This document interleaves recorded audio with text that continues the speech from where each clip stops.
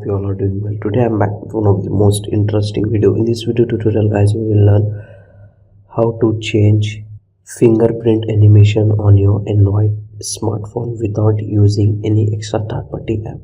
Okay, so for this guys, open your phone settings like this. In the phone settings, scroll down and find out wallpaper and style. So some other phone was get some other options, so just need to find out the fingerprint animation settings on your phone like this. Okay, so I am using OnePlus phone, so that's why I am getting this option in the different way.